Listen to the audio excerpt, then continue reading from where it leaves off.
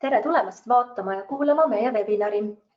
Selles ettekandes tutvustame õpirände võimalusi, mida pakub Erasmus Plus programm täiskasvanute koolitamisega tegelevatele asutustele 2020. aastal. Mina olen Elina Aslet. Koos minuga on siin minu kolleegid Kerli Liivak, Merike Sangle ja Asse Sild. Meie tegeleme siin sihtasutuses Archimedes igapäevaselt programmi Erasmus Plus õpirände projektide haldamisega ja nõustamisega. Te võite meiega alati ühendust võtta, kui teil tekib küsimusi ja vajate nõu. Meil on täna selline tööjaotus, et mina räägin ja minu tiimikaaslased vastavad samal ajal kirjalikult teie küsimustele. Nii et kui teil on konkreetseid küsimusi, siis võite juba webinari jooksul neid kohe esitada. Te saate teha seda kirjalikus vormis. Kirjutage siis oma tekkivad küsimused oma ekraanil näha olevas paneelis, sellesse all paremal olevasse kastikesse, mille kohal on kiri Questions.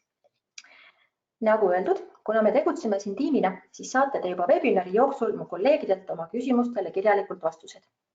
Aga kui te eelistate kuulata terve webinari tähelepanelikult ära ja siis küsimusi esitada, siis see võimalus on ka täiesti olemas. Me oleme planeerinud päris lõppu natuke aega, et veel vastata neile küsimustele, mis on õhku jäänud. Meie webinari formaat on selline, et küsimusi saabki täna esitada ainult kirjalikult. Mis üldse on Erasmus Plus programm? Praegu kestev 7-aastane Erasmus Plus programm algas aastal 2014 ja lõpeb järgmise aastaga.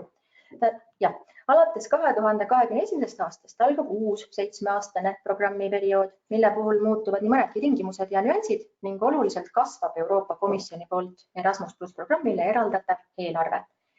Igas Erasmus Plus programmiga liitunud Euroopa riigis on Erasmus Plus programmi haldamiseks oma riiklik agentuur. Eestis on Erasmus Plus riiklikuks agentuuriks sihtasutus Archimedes. Ja täpsemalt haldab Erasmus Plus programmi meie sihtasutuse struktuuriüksus nimega Hariduse rahvusvahelistumise agentuur. Meie nimetame seda lühidalt HARAX. Me levitame infot Erasmus Plus programmi ja ka teiste rahvusvaheliste haridusprogrammide kohta, näiteks Nord Plus, nõustame toetuse taotlemisest huvitatuid ja toetuse saanud asutusi, haldame Erasmus Plus projekte, jälgides projektitegevuste aruandlust ja hinnates lõpparuandeid ja kontrollime ka projektide finantspoolt. 2020. aastaks on Erasmus Plus täiskasvanuhariduse õpirände eelarve Eestis üle 200 000 euro. Igaks aastaks eraldab Euroopa Komisjon igale Erasmus Plus programmis osalevale riigile kindla eelarve, mis aasta-aastalt varieerub ja üldiselt pidevalt kasvab. Sellest tabelist siin võite näha, kui palju raha on otsustatud eraldada Eestile tuleval aastal laiali jagamiseks, et võimalikult paljud haridusasutuste töötajad ja õppijad saaksid rahvusvahelise õppimiskogemuse. Kuna selles ettekandes räägime konkreetselt täiskasvanuhariduse õpirändest, siis tõstan esile just selle summa 200 000, mille me tuleval aastal saame täiskasvanuid koolitavate asutuste projektide vahel laiali jagada. Võib ka juhtuda, et hiljem lisandub selleks natuke veel raha, kui kusagilt mujalt jääb seda üle. Teie kõik saate meid selle ülesande juures raha laiali jagada aidata, kui esitate meile oma projektide rahastamise taotlusi. Vahel tekib inimestel segadus selles osas, kas nende asutus võib ka täiskasvanuhariduse projekti taotluse esitada. Kas asutus kvalifitseerub? Kui teil jääb kahtlus ka pärast minu tänast ettekannet, siis soovitan teil otse meie poole pöörduda ja üle küsida, kas te võite osaleda. Aga püüan praegu võimalikult täpselt selgitada, kes osaleda võivad. Esiteks on oluline teada, et projekti rahastamise taotluse võivad esitada asutused, mitte üksikisikud iseenda nimel. Samas ei diskrimineeri Erasmus Plus programm asutusi suuruse põhjal ega ka mitte sektori põhjal. Taotleda võivad nii pillukesed, mikroettevõtetest MTÜ-d kui suured firmad ja kõrgkoolid, nii era- kui avaliku sektori asutused. Oluline kriteerium on, et see asutus, kes oma õpirände projektile täiskasvanuhariduse vallas rahastust taotleb, peab mingisugusel kujul tegutsema täiskasvanute koolitamisega. Ei saa taotleda toetust kutsehariduse ja ametialase täiendõppe edendamise jaoks. Selle jaoks saab aga taotleda kutsehariduse programmist. Mis siis on täiskasvanuharidus Erasmus Plus õpirände projekti mõistes? Selle määratlus on väga lai. See hõlmab igat liiki haridust, mida antakse täiskasvanutele, välja arvatud kutseharidus ja ametialane täiendusõppe, mille jaoks saab taotleda toetust kutsehariduse programmist. Ja samuti välja arvatud kõrgharidus, mille jaoks on olemas Erasmus Plus kõrghariduse programm, iga ühele oma. Ja nagu öeldud, kui te kahtlete, millisest programmist teie oma projektile rahastust taotleda saate, siis küsige meilt üle. Need asutused, kes võivad Erasmus+ täiskasvanuhariduse programmist rahastust taotleda, on tõesti väga mitmekesised, nagu näete ka sellel joonisel. Sellel slaidil on ära toodud neist paljud, aga tõenäoliselt mitte kõik. Näiteks on toetust taotlenud ja ka saanud muuseumid, raamatukogud, keeltekoolid, rahvaülikoolid, pisikesed ja suuremad MTÜ-d, suured ettevõtted, kellel on oma koolitusosakond oma töötajate jaoks. Eraldi juhin tähelepanu sellele, et taotleda saavad sellest programmist ka täiskasvanute gümnaasiumid, samuti kõrgkoolide avatud ülikooli või väärikate ülikooli osakonnad, kes pakuvad täiskasvanutele õpet, mis ei vii akadeemilise kraadini. Vahel ei teadvusta täiskasvanuharidusega tegelevad asutused endale, et nad kvalifitseeruvad Erasmus+ programmi kaudu teistesse Euroopa riikidesse täiendkoolitusele või töövarjuks või ise õpetama minema. Ent nende asutuste ring, kes on Erasmus+ enda jaoks avastanud, on vägagi kirev ja põnev. Näiteks sel aastal oli täiskasvanuhariduse õpirändeprojektile toetuse taotlejate hulgas 4 muuseumi, 2 rahvaülikooli, 2 raamatukogu, 5 ettevõtted, sealhulgas 2 keeltekooli, 2 täiskasvanute gümnaasiumi, 1 ülikool ja 8 mittetulundusühingut, kelle hulgas olid 1 muuseumide katusorganisatsioon, 1 kultuuriühing, 1 balletikool, 1 pärimusmuusikakeskus, 1 erialaliit, 1 vabaajakeskus, 1 tantsu- ja tsirkuseteraapia-liit, 1 ökoloogilise ehituse keskus. Kokku oli taotlejaid 24 ja nende hulgas esmakordseid taotlejaid oli 13 ehk lausa 54%. Millistesse riikidesse saab minna õpirändale? No, õpirändale võib Erasmus+ programmi rahastusega minna ükskõik millisesse Euroopa Liidu liikmesriiki ning lisaks sellistesse Euroopa Liidu kandidaatriikidesse nagu Türgi, Serbia ja Põhja-Makedoonia, aga lisaks veel Euroopa majanduspiirkonna riikidest Islandile, Norrasse ja Liechtensteini. Brexit. Enamikul inimestel tekib küsimus, kas õpirändel on võimalik minna ka Suurbritanniasse ehk Ühendkuningriiki, arvestades, et see riik on Euroopa Liidust lahkumas. Mis selles osas saama hakkab, sõltub Suurbritannia Euroopa Liidust lahkumise tingimustest, mis ju tänaseks ei ole veel selgunud. Kuidagi tuleb aga selle teadmatuse olukorras ju siiski tegutseda ka kõigil neil, kes on seotud Erasmus+-iga. Tänasel päeval teame öelda, et kui Brexit toimub ilma leppeta, siis katkeb ka Suurbritannia osalemine Erasmus+ programmis. Need õpiränded, mis on Brexiti jõustumise kuupäevaks juba alanud, saab plaanipäraselt lõpetada, aga uusi õpirändeid Suurbritanniasse siis enam alustada ei tohi. Aga kui Brexit toimub leppega ja Suurbritannia jätkab Erasmus+ programmis osalemist täieõigusliku liikmena, siis jätkub kõik vanaviisi. Uusi projekte kavandama hakates võib sinna praeguse seisuga ka Suurbritannia suunalisi õpirändeid sisse planeerida. Hiljem saab neid vajadusel millegi muuga asendada. Aga kindlasti ei tohiks projekt koosneda ainult nendest õpirännetest. Muidu võib juhtuda, et terve projekti jaoks sõnastatud eesmärgid muutuvad teostamatuteks. Erasmus+ haridusvaldkonna projektid võib laias laastus jagada 2. Õpirändeprojektid ja strateegilise koostööprojektid. Õpirännet nimetatakse lühendatult KA1, mis on lühend ingliskeelsest väljendist Key Action 1 ehk esimene meede. Strateegilist koostööd nimetatakse lühidalt KA2, mis tähendab Key Action 2 ehk teine meede. Olemas on veel ka KA3 ehk 3. meede. See keskendub poliitikate kujundamisele. Õpiränne ehk KA1 täiskasvanuhariduse jaoks kujutab endast niisiis asutuse haridustöötajate enese täiendamist Euroopas. Õpirändeprojektid on üsna lihtsat tüüpi ning neid on suhteliselt kerge läbi viia. Õpirändeprojekti jaoks ei ole tingimata vaja leida partnerorganisatsiooni välismaal. Võib valida ka lihtsalt teistes Euroopa riikides toimuvad koolitused või konverentsid, kuhu oma asutuse töötajaid ennast täiendama saata. Strateegilise koostööprojektidest räägivad täna teile teised inimesed teistel webinaridel. Ütlen veel võrdluseks vaid nii palju, et strateegilise koostööprojektid võivad kesta ka lausa 3 aastat, õpirändeprojektid aga maksimaalselt 2 aastat. Kõigil projektidel on miinimumpikkuseks 12 kuud. Õpirändeprojekti sisuks on haridustöötajate enese täiendamine Euroopas, arendamaks saatava asutuse koolitusvõimekust. Sellises projektis osalemiseks ei ole vaja leida välismaalt partnerasutust, kui soovite minna ainult kursustele või konverentsidele.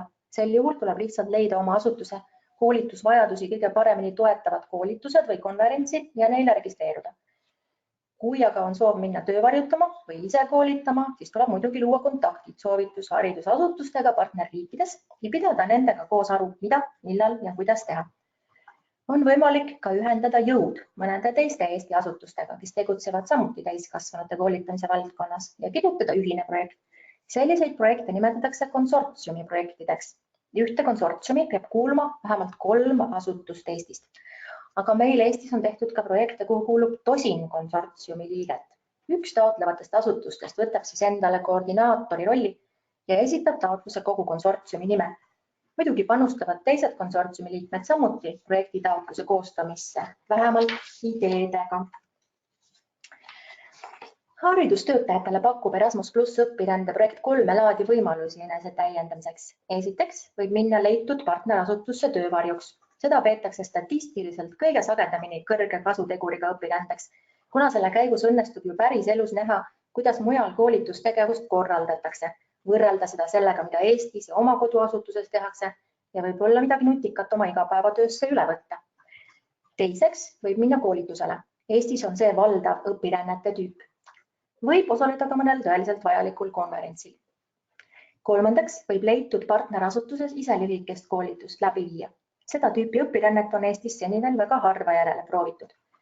Julgustame asutusi olema aktiivsed partnerite leidmisel ja koostöösidemete arendamisel ja kasutama rohkem töö varjutamise ja ise välismaal koolituse läbiviimise võimalusi. Näiteks Skandinaavia maades on töö varjutamine oluliselt populaarsem. Sealsetest õpirändajatest umbes 40% lähevad just töövarjudeks, aga Eestist läheb praeguse seisuga umbes 80% õpirändajatest mõnele koolitusele. Õpirändeprojektide puhul on paljud tingimused paindlikud, aga oluline on teada mõningaid kindlaks määratud asju. Näiteks, esiteks, projekti alguskuupäeva saab ise vabalt valida. Tingimuseks on, et see kuupäev jääks vahemikku 1. juuni kuni 31. detsember taotlemisaastal. Nii et kui te asute projekti koostama, mõelge juba läbi, mis oleks teie projekti puhul optimaalne algusaeg. Me ei soovita planeerida õpirändeid esimese aasta juunikuusse, sest rahastusotsused selguvad alles maikuus. Ja siis võib olla juba hilja osta lennupileteid. Seda on korduvalt juhtunud. Küll aga võite ettevalmistavad tegevused planeerida juunisse. Võite muidugi soovi korral planeerida õpirändeid järgmise aasta juunisse. Projekti kestusel on ka ajalised piirid ette antud, aga samas on need ka mõnevõrra paindlikud. See on teiseks nüüd. Nimelt peab projekt kestma vähemalt 12 kuud ja maksimaalselt 24 kuud. Projekti kestus määratakse täiskuudes, näiteks isegi kui see algab 13. septembril, siis peab ta lõppema mingi teise kuu 12. kuupäeval. Hea on teada, et kui te algul valite oma projekti pikkuseks mingi lühema perioodi või 24 kuud, siis on seda hiljem kerge vaevaga võimalik kokkuleppel sihtasutusega Archimedes pikendada. Peaasi, et kogu pikkus ei ületaks 24 kuud. Ja veel, iga üksiku õpirände pikkus võib olla minimaalselt 2 päeva ja maksimaalselt 2 kuud.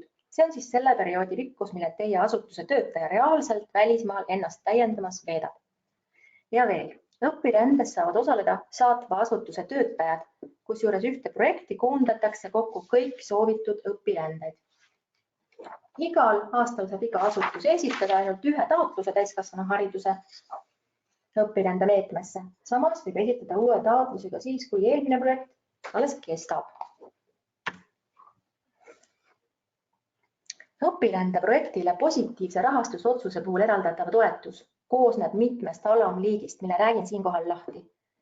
Enamik toetuse alamliike on kindlaks määratud summad. Me nimetame seda ühikupõhiseks toetuseks. Ühe õpirände jaoks, kui selle rahastamine on heaks kiidetud, eraldatakse kindlasti vähemalt 3 erinevat liiki toetust. Neid, mis on minu joonisel, 3 ülemist. Esiteks määratakse reisitoetus. See on kindlasummaline toetus, mis on ette nähtud sõiduks kodukohast või saatva asutuse asupaigast õpirände toimumispaika välisriigis ja tagasi. Selle toetuse suurus sõltub sellest, kui kaugele te rändate. See toetus jääb vahemikku 20 kuni 1500 eurot ühe õpirände kohta. Kõige tavalisem on reisitoetus suurusjärgus 275 või 360 eurot.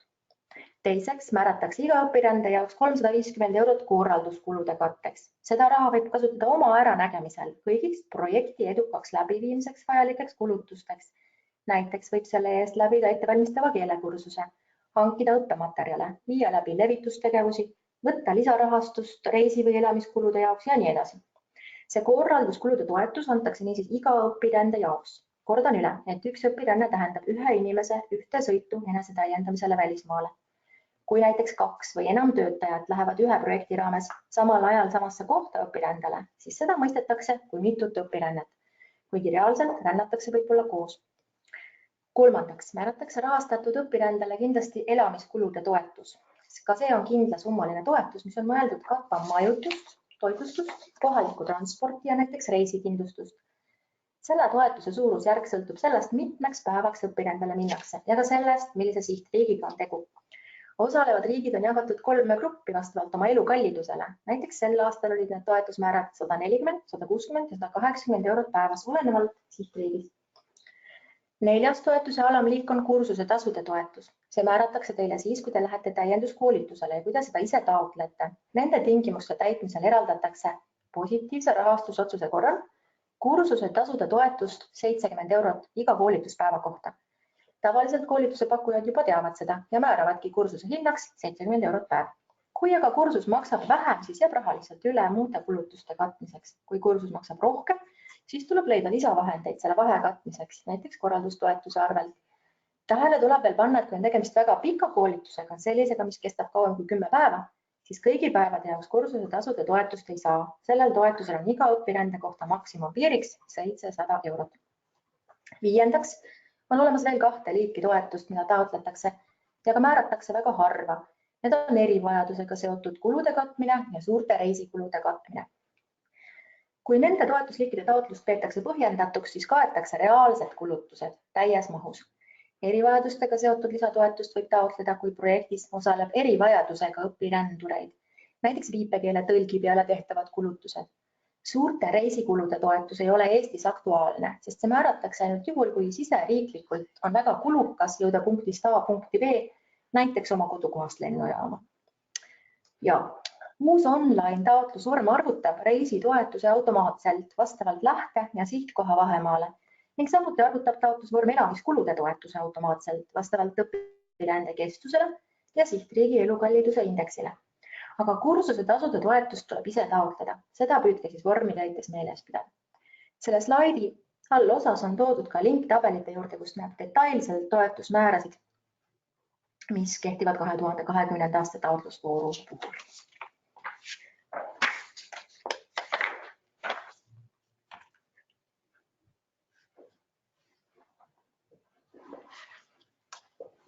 Ja hea on teada, et Erasmus Plus projektide puhul ei eeldata oma osalust projekti rahastamisel.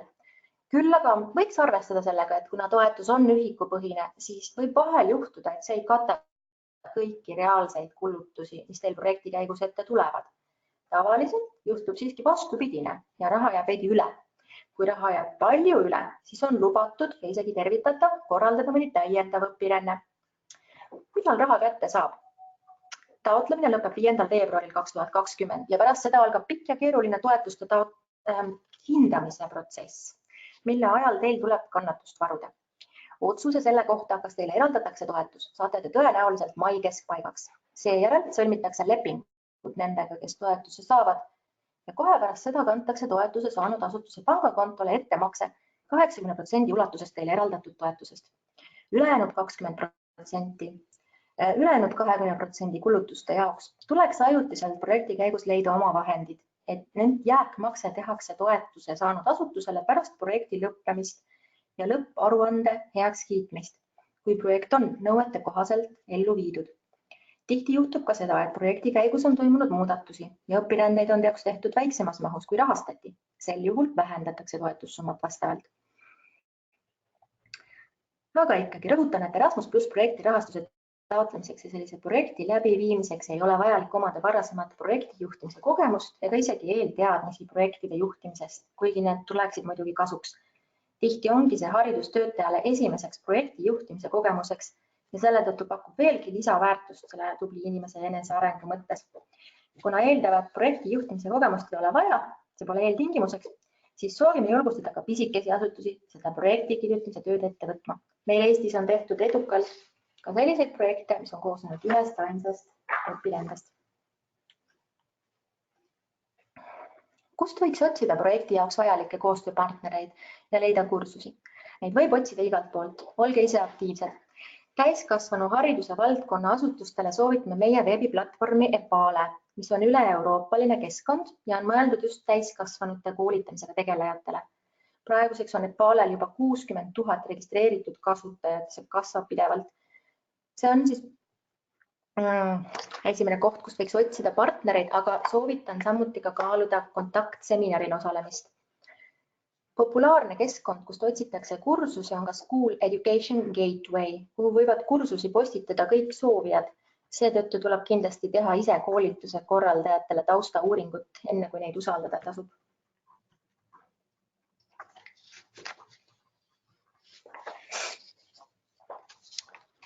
Nagu ma olen juba maininud, saab taotluse esitada asutuse nimel, mitte üksikisiku nimel. Taotlus tuleb esitada Eesti asutustel sihtasutusele Archimedes, mis on Eestis Erasmus+ programmi haldav agentuur.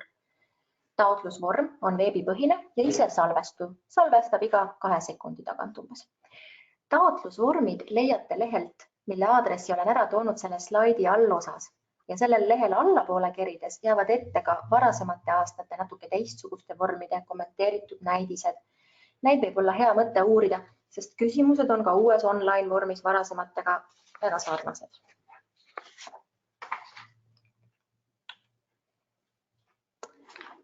Taotleda soovitame kindlasti eesti keeles ja selle slaidil on ka näidatud ära, kuidas saab keelt valida, kui lähete juba vormi sisse, et saate muuta selle kuva eestikeelseks ja täitke ka eesti keeles, kui võimalik. Kust saab lisainfot? Meie soovitame esiteks liituda sihtasutuse Archimedes hariduskoostöö uudiskirjaga, kus saate jooksvalt infot näiteks tähtaegade kohta. Soovitame lisaks ka surfata meie kodulehel. Eriti populaarne on meie alamleht, kus on toimunud seminaride ettekanded ja webinaride lindistused.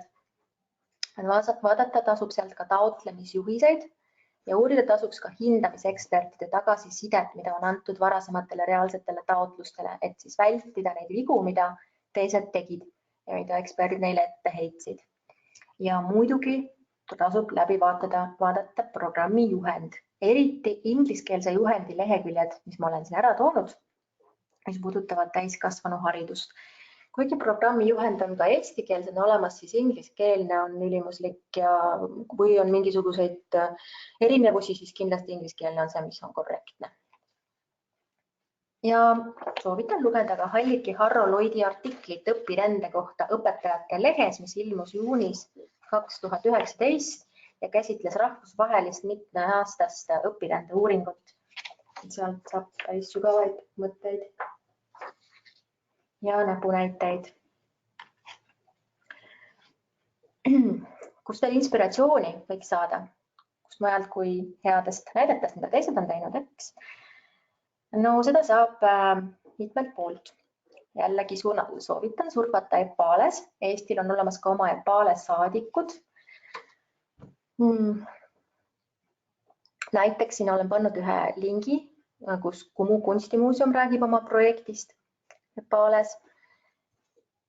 Siis teiseks, meil sihtasutus Archimedes on saanud iga-aastaseks traditsiooniks viia igal hilissügisel või varatalvel läbi kajastuste konkurss, kuhu õpirändel osalenud haridustöötajad saavad saata esseesid oma õpirännetest ja kutsekoolide õppijad, praktikalugusid ja fotosid, mis kirjeldavad nende välispraktikat.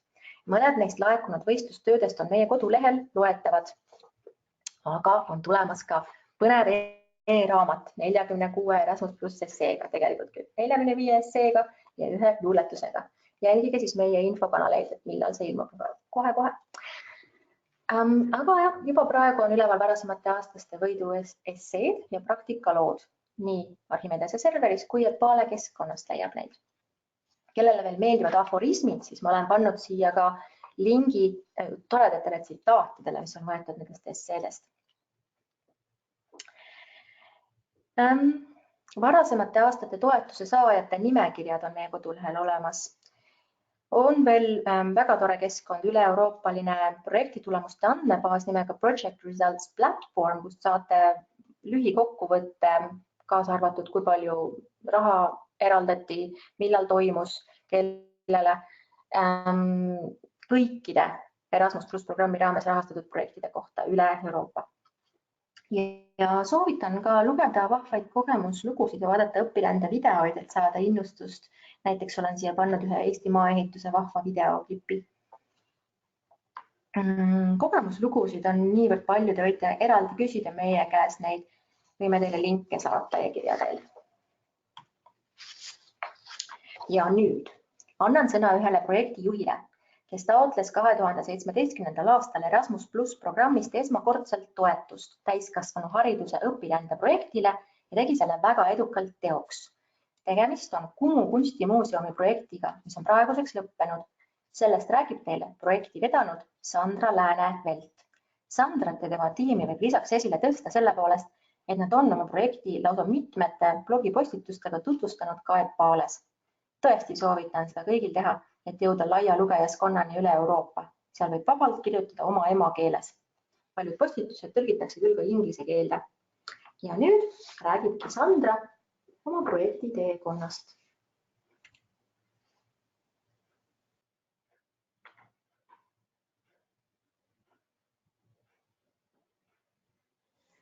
Tervist! Mina olen Sandra Lääne-Velt ja töötan Kumu kunstimuuseumis hariduskeskuse juhatajana. Ja soovin teile täna kõneleda siis täiskasvanu hariduse õpirändest Kumu siis Erasmus Plus projektist, milleks oli rahvusvahelise kogemuse kasutamine muuseumihariduse arendamiseks Kumus. Ja selle projekti raames siis osalesime erinevatel õpirännetel üle Euroopa 2017. ja 2018. aastal. Ja põhjused, miks me üldse täiskasvanu hariduse õpirände projekti kirjutamise ette võtsime, oli siis päris mitu. Üheks selleks oli kindlasti töötajate pädevuse ja ka motivatsiooni tõstmine. Et soovisime siis anda Kumu hariduskeskuse töötajatele kogemusi välismuuseumitest, kogemusi erinevate projektidega, mis võib-olla veel meil Eestis ei ole algatatud või ei ole sellisel tasemel ja muidugi tõsta ka seeläbi motivatsiooni, et haridustöötajatel on võimalus käia ennast täiendamas, tutvuda uute projektide, muuseumite ja oma siis välismaiste kolleegidega.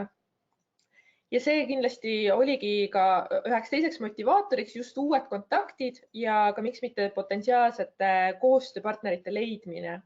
Et nii mõneltki õpirändelt tegelikult sõlmiti palju lausa sõpruseid ja ka ideid tulevasteks koostöödeks.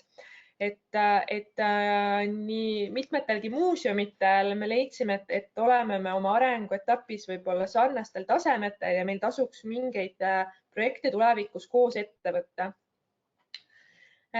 Muidugi oli meil ka enne õpirändele minekuid juba selge, millised on need projektid, mis meile võib-olla Euroopas huvi pakuvad või algatused muuseumites, millest oleks meil väga kasulik õppida. Ja täiskasvanu hariduse õpirände projekt andiski siis sellise suurepärase võimaluse, et minnagi tutvuma juba selliste meile kas siis meedia ajakirjanduse teel tuttavaks saanud projektidega, milleks üheks kindlasti oli näiteks Londoni Tate muuseumis nende siis tegutsev noorteklubi Tate Collective, millest tegelikult on suuresti ka inspireeritud Kumu noorteklubi, mis on küll juba tegutsenud aastaid, kuid mida me kindlasti nägime, et saaksime selle rahvusvahelise kogemuse najal veel edasi arendada. Samuti huvitas meid siis, kuidas välismaa muuseumites kaasatakse vähemusgruppe rohkem siis kohaliku kultuuriellu või muuseumi tegevusse. Et oleme Kumu kunstimuuseumis samuti erinevate vähemusgruppidega juba aastaid tegutsenud, aga oli siis soov teada saada, kuidas seda tehakse näiteks Taanis, Hispaanias, Iirimaal, Inglismaal, et õppida taaskord selliste suuremate maailma muuseumite kogemusest.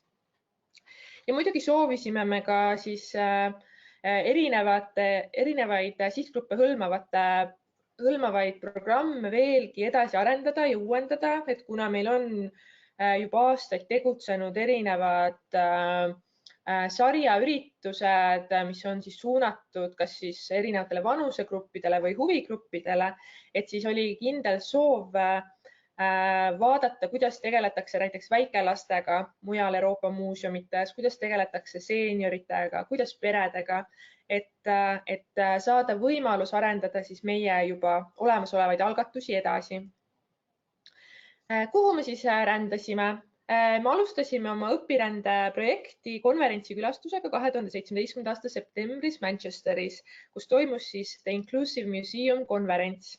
Ja see oli tegelikult väga-väga hea algus kogu õpirändele, et soovitan kindlasti võib-olla alustadagi neid projekte selliste konverentside või seminaridel osalemisega, sest see andis võimaluse siis täiendada oma teadmisi ja kogemusi ja ammutada ka uusi ideid ja koostöömõtteid just siis rahvusvahelistelt kolleegidelt.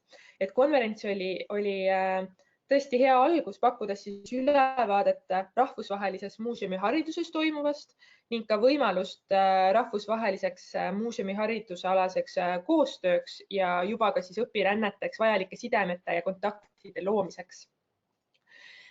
Pärast konverentsikülastust valisime me siis välja esialgu küll 2 õpirände sihtkohta, milleks oli Hispaania ja Taani, aga kuna me tegutsesime küllaltki kokkuhoidlikult, siis õnnestus meil veel projekti lõpuperioodil lisada õpirännete hulka ka Iirimaa ja Inglismaa.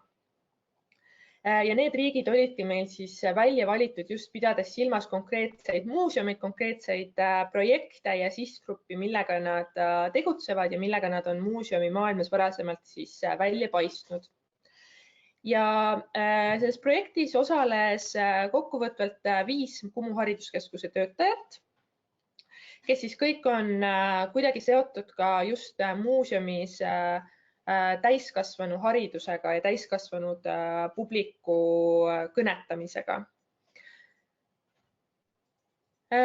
Ja projekt kandis igati vilja, et viisime sisse palju muudatusi, nii suuremaid kui ka väiksemaid, aga kindlasti ma tooksin kõige olulisema muutusena esile just selle julguse minna edasi ka nende mõtetega, mis meil võib-olla ka enne projekti oli, et nii mõnigi õpiränne tegelikult kinnitas neid ideid ja arvamusi, mis meil juba olid tekkinud, aga milleks võib-olla oli puudu natukene julgusest, et nendega minna kas lõpuni või neid algatusi ette võtta. Et üheks suureks plussiks kindlasti on, et me saime kõvasti julgust juurde, et kohalikke kunstnikke kaasata siis rohkem haridustöösse, sealhulgas ka stuudiotesse, et kui meil ka varasemalt tegelikult stuudiotes oli kunstnikke tegutsenud, siis nähes, mis määral kasutatakse tegelikult kaasaegseid kunstnikke just kultuuri ja kunsti promomiseks siis publikule välismuuseumites, et see andis suurt julgust pöörduda ka Eesti kunstnike poole ja kutsuda neid kaasa lööma siis kas noortelaagrisse või täiskasvanute stuudiotesse või ka lihtsalt publiku programmidesse. Mõeldes siis ka vähemusrahvustele Eestis, arendasime välja ka vene ja ingliskeelse stuudioprogrammi. Et varem meil muidugi ka toimus üksikuid vene ja ingliskeelseid töötubasid, kursuseid täiskasvanutele, kuid nüüd siis läksime väga julgelt välja ja lõime lausa poolaasta programmi nii vene kui ka inglise keelt kõnelevatele siis Eesti elanikele. Ja seal kindlasti mängis taaskord suurt rolli kunstnike kaasamine, et otsisime ka just peamiselt Tallinnast siis võõrkeelt kõnelevaid kunstnikeid või välismaalasi kunstnikke, kes siis tegutsevad Eestis ja tänu neile sai meie stuudioprogramm kindlasti kõvasti mitmekülgsust juurde ja leidis endale uusi sihtgruppe. Võib-olla kõige suurema ja tähtsama algatusena ma tooksin välja sarja taaskohtumised, mis siis keskendub siis dementsussündroomiga inimestele ja nende lähedastele, kutsudes neid siis muuseumikeskkonda. Ja see on ääretult oluline projekt, eriti arvestades, et Euroopa rahvastik on vananemas, on ka Eesti rahvastik vananemas ja iga aastaga kasvab ka dementsussündroomiga inimeste hulk ühiskonnas ja tihtilugu need inimesed siis jäävad sellisest ühiskonnaelust või kultuurielust välja.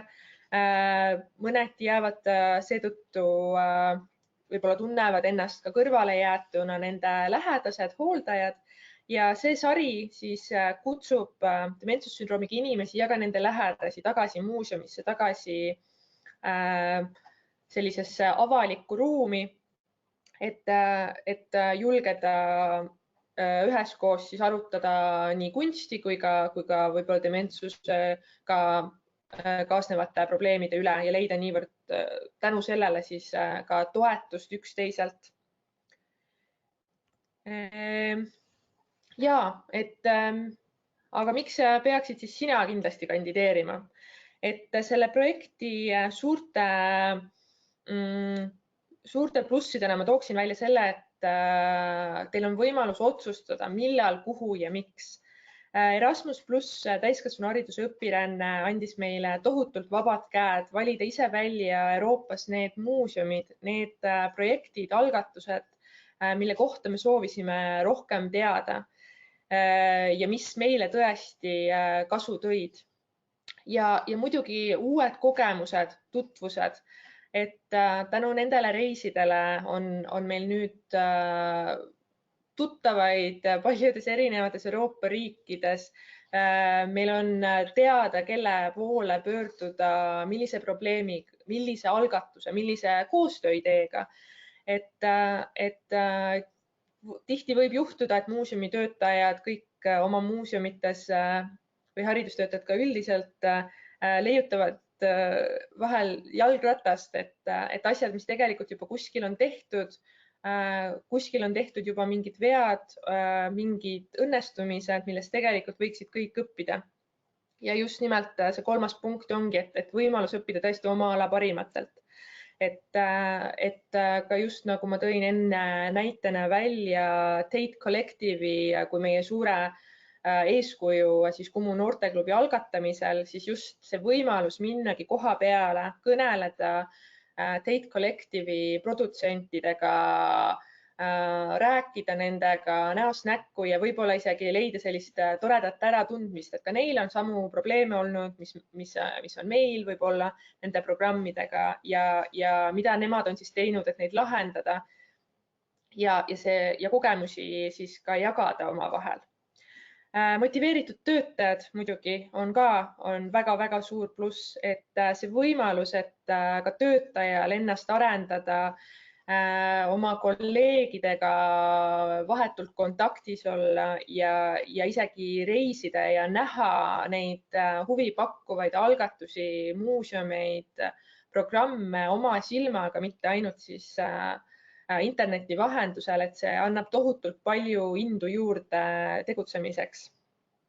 Ja mis võib-olla meile, me ei olnud selles võib-olla alguses nii kindlad, aga nüüd oleme sellest täiesti veendunud, et tegelikult inimesed ka soovivad oma kogemusi jagada, et absoluutselt kõik muuseumid ja haridustöötajad, kelle poole me pöördusime oma palvega saada kokku, rääkida juttu, vaadelda nende programme, nad kõik olid kohe nõus, et kohe küsiti, millal saate tulla, kui kaua on teil aega, et tegelikult inimesed soovivad oma kogemusi jagada ja soovivad ka teie kogemusi kuulda, et selline infovahetus võiks olla ka haridusmaastikul palju-palju sagedasem, kui see hetkel on.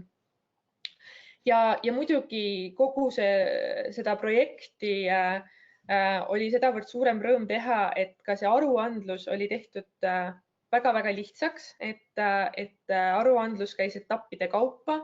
Pärast igat reisi sai seda siis kokkuvõtvalt teha ja muidugi tänaksin ka siin Erasmus+ ja Archimedese konsultante, kes olid alati valmis telefoni teel abistama, kõikidele küsimustele ausalt ja otse vastama, et sellisel viisil seda suurt projekti teha ei olnud sugugi keeruline ja kõik lõpuks laabus väga hästi. Ja kui kedagi peaks veel huvitama, siis täpsemalt, mida me oma projektis nägime, mida me tegime, milliseid muuseumeid ja algatusi me külastasime, siis selle kohta on võimalik saada rohkem infot kumuhariduskeskus.weebli.com, kus me pidasime ka konkreetsele projektile loodud blogi ja seal näete veel siis ohtralt pildimaterjali ja ka näiteid igasugustest toredatest programmidest ja inimestest, keda me siis oma õpirännetaja teel kohtasime. Aitäh!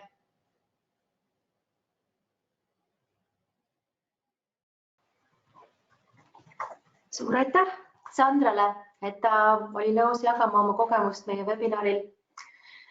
Kui teile nüüd, kallid kuulajad, meenub veel küsimusi, mis on õhku jäänud, siis kirjutage neid meile kohe praegu webinari kastikesse, et kiiresti vastused saada. Vastame neile veel mõne minuti jooksul. Kui aga küsimused tulevad pähe alles hiljem, siis võtke meiega ühendust e-posti või telefoni teel. Siin ma toon ära kõikide meie e-posti aadressid, aga kui helistada, siis meie kodulehelt leiate kõik meie kontaktid, ka telefoninumbrid. Aitäh kõigile osalemast. Ootame veel teie küsimusi.